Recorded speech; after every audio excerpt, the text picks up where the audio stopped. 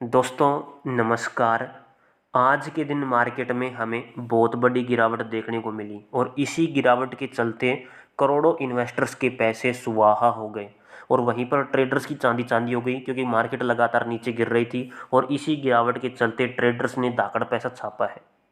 हालांकि मैंने भी कल की वीडियो के अंदर बैंक निफ्टी में आपको 500 पॉइंट बताए थे और डायरेक्ट 500 पॉइंट मिले दोस्तों। 50,800 से मैंने डाउन साइड की तरफ बताया था लगभग 50,300 तक। और आज का बैंक निफ्टी का लो कितना है? 50,000 के आसपास का लो है, यानी कि 1,100 पॉइंट नीचे गिर गई थी और इसी 1,100 पॉइंटों में मैंने ये 500 पॉइंट सेफली आपको बताए थे विद एनालिसिस विद लॉजिक। ठीक है, और निफ्टी ने भी वैसा ही रिएक्ट किया, डाउन साइड की तरफ गिरी, एक ट्रायंगल से पैटर्न बना रही है, एक पीनट बना रही है। पहले ये हेड एंड शोल्डर पैटर्न बना रही थी निफ्टी, लेकिन अब क्या कर रही है? एक पीनट बना रही है छोटे टाइम फ्रेम में। ये यहाँ पर पीनट बना रही है दोस्तों। ठीक है, अब यहाँ पर अगर वापस अपसाइड मोमेंटम में जाएगी तो पीनट को ब्रेकआउट देना पड़ेगा, फिर अपसाइड मोमेंटम में निकलेगी। ये सारी चीज़ें मैं इस वीडियो के अंदर क्लियर करने वाला हूँ, वीडियो को ध्यान से देखना।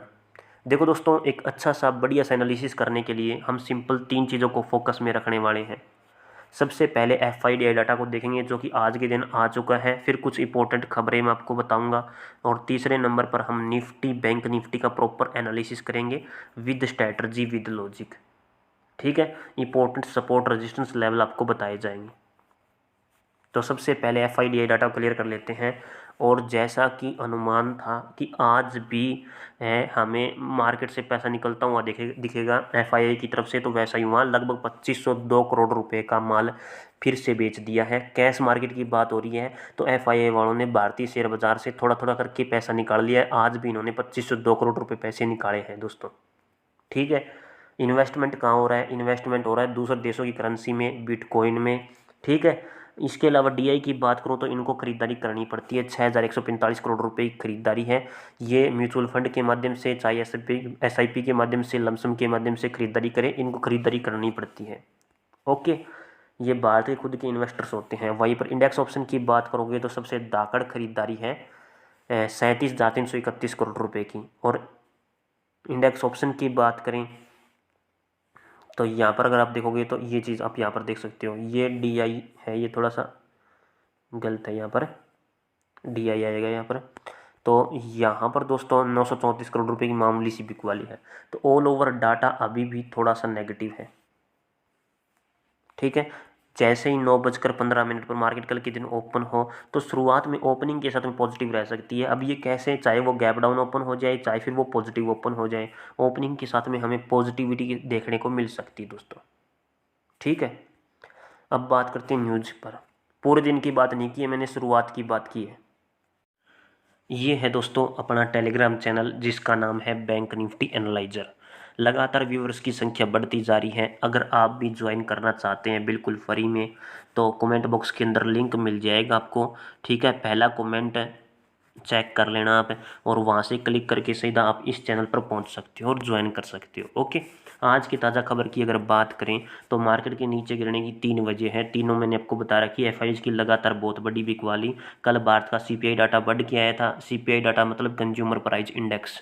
इसका मतलब ये है कि महंगाई बढ़ गई है और जब भी भारत में महंगाई बढ़ती है तो स्टॉक मार्केट दोस्तों नीचे गिरती है। ठीक है, एक नेगेटिव खबर होती है।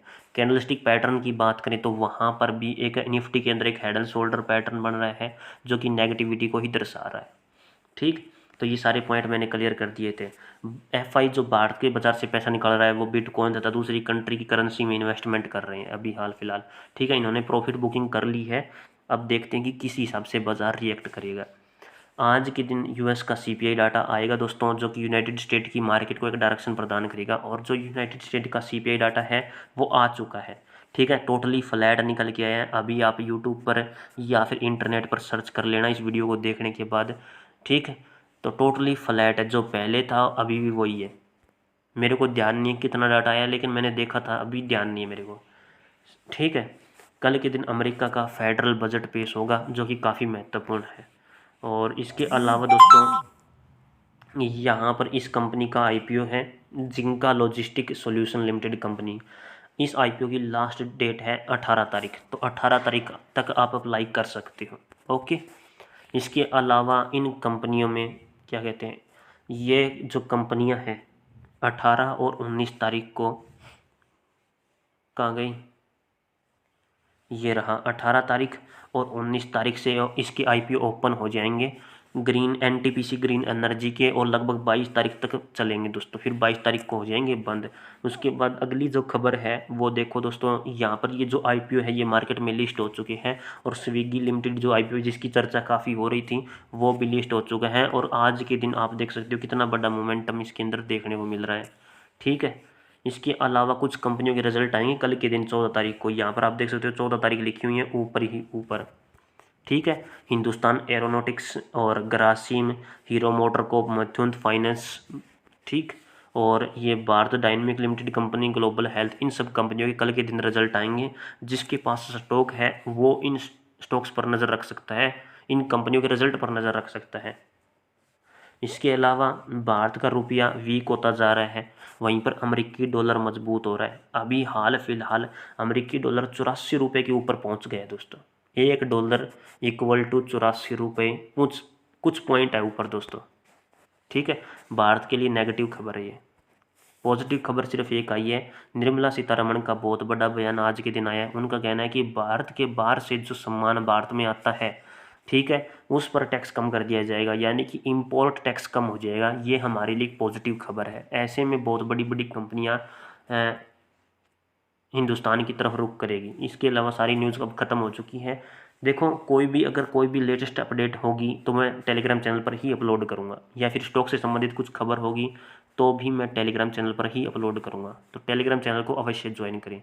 अब बात करते हैं दोस्तों निफ्टी और बैंक निफ्टी के बारे में। सभी दोस्तों से एक रिक्वेस्ट ये भी करूंगा कि जो भी दोस्त चैनल पर नए जुड़े हैं चैनल को अवश्य सब्सक्राइब करें, साथ में दोस्तों बेल आइकन को भी जरूर प्रेस करें ताकि आने वाली हर वीडियो का लेटेस्ट नोटिफिकेशन आपको तुरंत मिल सके। ओके, देखो दोस्तों, यहाँ पर मैंने बैंक निफ्टी का चार्ट ओपन कर लिया है। टाइम फ्रेम 1 डे का लगा रखा है समझाने के लिए, और इंडिकेटर MA यूज किया हुआ है जिसका नाम है मूविंग एवरेज। काफ़ी सिंपल इंडिकेटर है और बड़े बड़े मोमेंट को आसानी से कैप्चर करा देता है, बस इसका यूज करना आना चाहिए। और कुछ व्यूवर्स पूछ रहे थे कि इसकी लेंथ क्या है, इसकी लेंथ है दोस्तों 9। ठीक है, अब बात करते हैं कि आज के दिन बैंक निफ्टी में क्या हुआ। तो आज के दिन दोस्तों बैंक निफ्टी में हमें बहुत बड़ी गिरावट देखने को मिली है।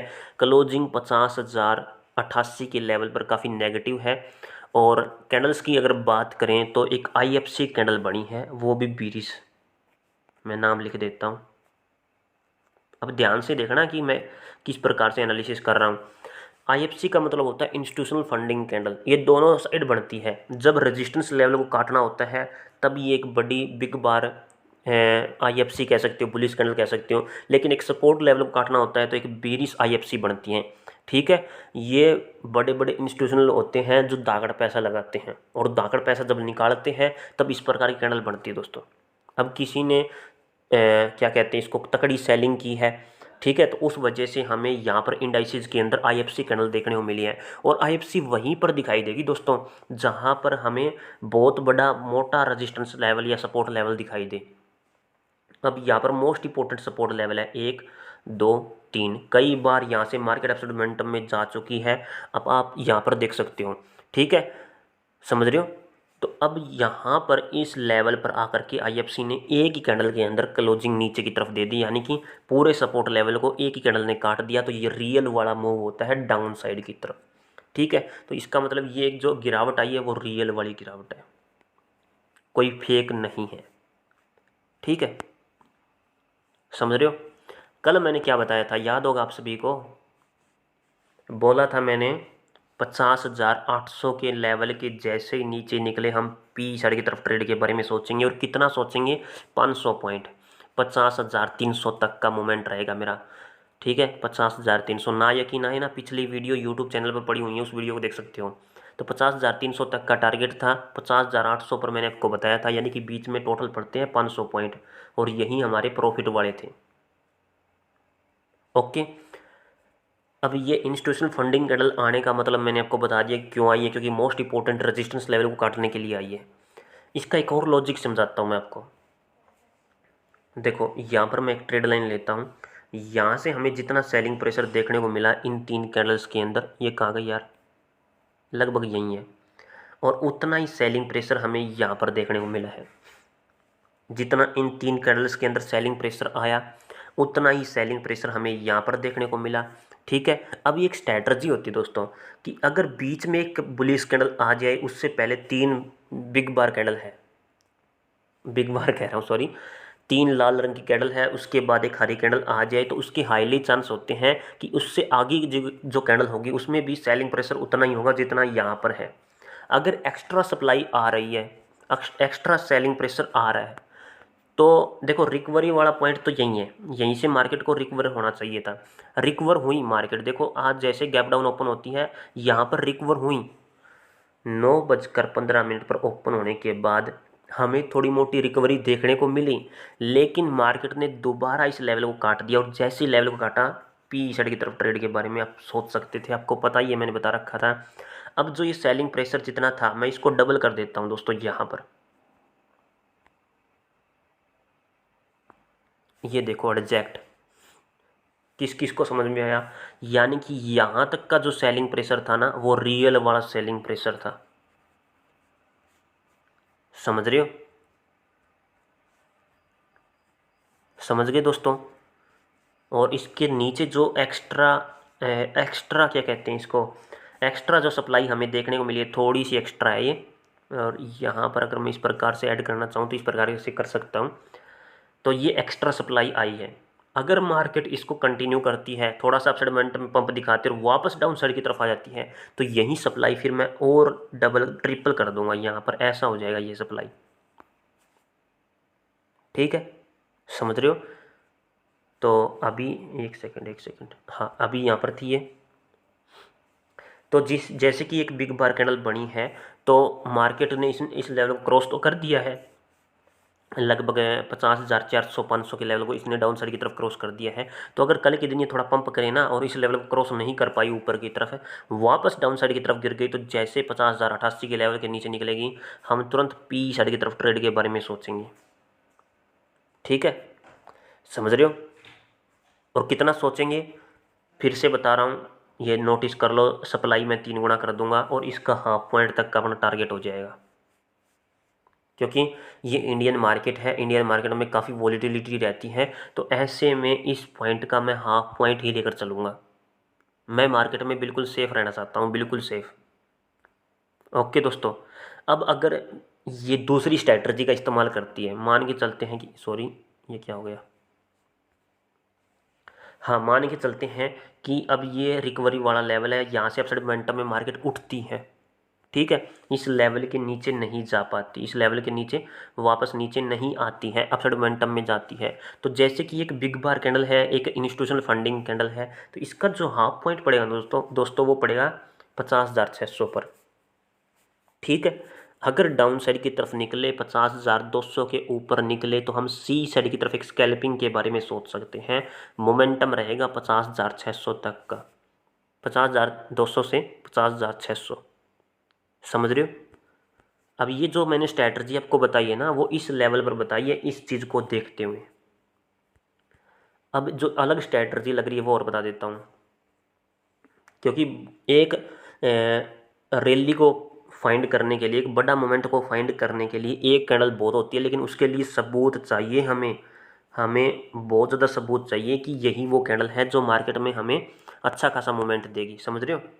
अब यहाँ पर मैंने आपको बताया था, आपको याद होगा 52,500 का लेवल, मैंने आपको बताया था कि अगर यहाँ पर एक आईएफसी आती है हरे रंग की, तो हम ऊपर की तरफ चलेंगे, फिर डाउन साइड की तरफ नहीं सोचेंगे, लेकिन ऐसा हुआ ही नहीं। यहाँ पर एक हैंगिंग मैन आ गया, और जैसे हैंगिंग मैन आया मतलब मार्केट टूट गई, मतलब टूट गई तो यहाँ पर नीचे गिरेगी, और ये चीज़ मैंने पहले ही बता रखी थी। ठीक है, अलग स्ट्रैटेजी की बात करते हैं एक बार। जितना सेलिंग प्रेशर हमें यहाँ से देखने को मिला है, ये देखो थोड़ा सा मामूली सा, इतना सा ही है, हाँ एडजैक्ट उतना ही सप्लाई हमें यहाँ से यहाँ तक देखने को मिलेगी।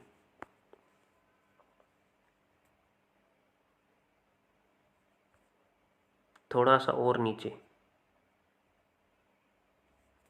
लगभग इतना। तो इसका मतलब क्या है? इसका मतलब है दोस्तों, ये एक एन टाइप का पैटर्न आपको दिखाई दे रहा होगा। ऐसे मार्केट नीचे गिरी और ऐसे फ्लैक्चुएशन करती रही और फिर नीचे गिर गई। ये पैटर्न तो आपने नोटिस किया होगा कहीं ना कहीं मार्केट में। मैं थोड़ा जूम करके बताता हूँ। मार्केट नीचे गिरती है, डायरेक्ट नीचे गिरती है, फिर ऐसे करके अपसाइड मोमेंटम में जाती है। यहाँ पर मार्केट के पास डुअल डायरेक्शन होती है, यहाँ पर नीचे भी गिर सकती है और अपसाइड मोमेंटम में भी उठ सकती है। ठीक है, और अपसाइड मोमेंटम में उठने के लिए पिछले जितने भी टॉप होते हैं ना, इन सब टॉप्स के ऊपर एक आईएफसी बनानी पड़ती है। ठीक है, अगर आईएफसी बना देती है तो ऊपर की तरफ निकल जाती है। जितना सेलिंग प्रेशर यहाँ से आया है उतना डिमांड हमें यहाँ पर देखने को मिलेगा। अगर ऐसा नहीं कर पाती है, इस लेवल पर आईएफसी नहीं आती है, ठीक है, और तो यहाँ से हमें गिरावट देखने को मिलेगी। और ये गिरावट कितनी होगी? इतनी होगी जितनी ये है, उतनी गिरावट ये होगी। लेकिन इंडियन मार्केट में क्या है, हम हाफ पॉइंट का टारगेट लेकर चलते हैं कि जितनी गिरावट यहाँ पर इतनी आई है तो इसका हाफ पॉइंट का ही अपना टारगेट रहेगा। अब देखते हैं रीज़न। हाफ पॉइंट कहाँ पर मैं फिबोनाची रिट्रेसमेंट का यूज़ करता हूँ दोस्तों। वीडियो लंबी ना हो जाए, बस फटाफट बता देता हूँ। अरे कहाँ गया है यार? फैब रिट्रेसमेंट इस लेवल से लेकर के मैं इस लेवल तक सेट करता हूँ, जो कि अरे क्या हो गया यार, ये गलत हो गया भाई।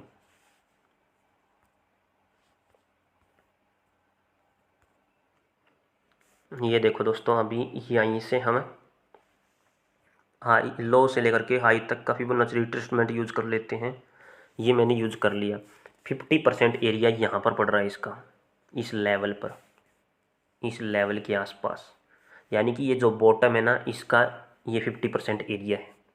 ठीक है, और ये 50% एरिया लेवल के अनुसार अगर हम बात करेंगे, अरे यार लेवल कहाँ गया?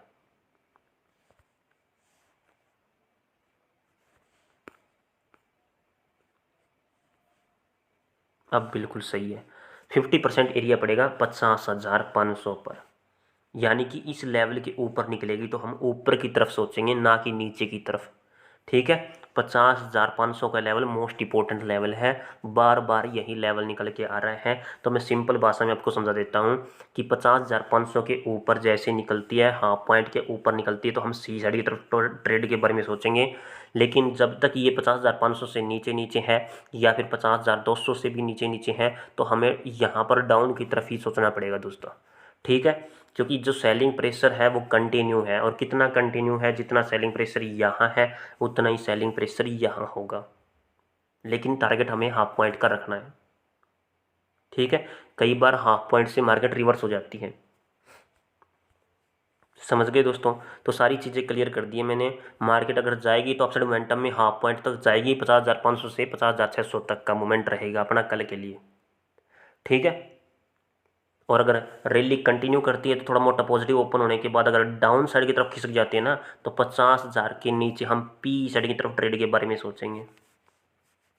ये था अपना एनालिसिस बैंक निफ्टी का। देखो दोस्तों, निफ्टी का चार्ट मैंने ओपन कर लिया है। 1 डे का टाइम फ्रेम है, इंडिकेटर MA यूज कर रखा है। निफ्टी के अंदर क्या कुछ है? कुछ भी नहीं है, बिल्कुल कुछ भी नहीं है। ये जो सेलिंग प्रेशर हमें देखने को मिल रहा है ज़्यादातर, कुछ तो जेन्युइन था और कुछ कंपनियों के जो Q2 के जो रिजल्ट आ रहे हैं फाइनेंशियल ईयर 2025 के, वो ज़्यादातर कंपनियों के नेगेटिव रिजल्ट आ रहे हैं। पिछले 3 महीनों के अंदर कंपनियों ने उतनी ज़्यादा ग्रोथ नहीं की है, जिस वजह से रिजल्ट नेगेटिव आ रहे हैं और उसका स्टॉक पर भी असर देखने को मिल रहा है। सिंपल भाषा में अगर आपको समझाऊं तो यहाँ पर एक इन्वर्टेड हैमर इन्वर्टेड हैमर कर रहा हूँ, इन्वर्टेड सॉरी इन ये कहते हैं हेड एंड शोल्डर पैटर्न बन रहा है यहाँ पर, आप देख सकते हो इस प्रकार से। और यहाँ पर फर्स्ट चेंज ऑफ करेक्टर ये था, यानी कि ये चेंज ऑफ करेक्टर बन जाता है ना तब तो मार्केट नीचे गिरना शुरू कर देती है और अगले चेंज ऑफ करेक्टर के पास जाती है। तो ये है अगला चेंज ऑफ करेक्टर, यहाँ तक पहुँच चुकी है। ठीक है, और उससे भी नीचे हमें गिरावट देखने को मिल रही है। बोला था मैंने कल नहीं परसों, 2-3 दिन पहले ही बोल दिया था कि 24,000 के नीचे निकलेगी तो यहाँ पर हमें डाउनफॉल देखने को मिलेगा। लगभग 500 पॉइंट नीचे गिर चुकी है दोस्तों। ये 500 पॉइंट कम नहीं होते, बहुत ज़्यादा होते हैं। डायरेक्ट सेलिंग प्रेशर बताया था 24,000 के नीचे। ठीक है, समझ रहे हो इस बात को? तो ये चीज़ें मैंने आपको बताई थी। इसके अलावा अगर आप ध्यान से देखोगे ना तो यहाँ पर मैंने कल भी आपको बताया था कि यहाँ पर एक ट्रेंगल शेप पैटर्न बन रहा है इस प्रकार से, ध्यान से देखोगे तो देखो मार्केट नीचे गिरी, अपसाइड मोमेंटम में गई, नीचे गिरी, अपसाइड मोमेंटम में गई, फिर नीचे गिर गई। ये प्योर ट्रायंगल शेप पैटर्न है ये, लेकिन उल्टा बना हुआ है। एक तो ऐसे होता है, देखो एक ऐसे होता है ट्रायंगल शेप पैटर्न, यहाँ पर इस प्रकार से आ गई और इस प्रकार से सपोर्ट आ गया। देखिए ट्रायंगल शेप पैटर्न है, ये उल्टा बना हुआ है।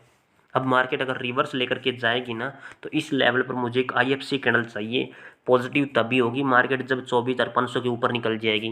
बाकी अगर यहाँ पर मुझे एक बुलिश कैंडल मिल जाती है हरे रंग की, जो कि थोड़ी बड़ी हो इस कैंडल से, या फिर मुझे एक क्या कहते हैं इसको, हैमर मिल जाए ग्रीन रंग का, तो यहाँ से मार्केट की पॉजिटिविटी के संकेत की शुरुआत मिल जाएंगे। ठीक है, इसके अलावा मैं क्या बताऊँ आपको, कुछ नहीं बता सकता। अभी गिरावट कंटिन्यू है और पिछले 2 दिनों से गिरावट कंटिन्यू है दोस्तों यहाँ पर।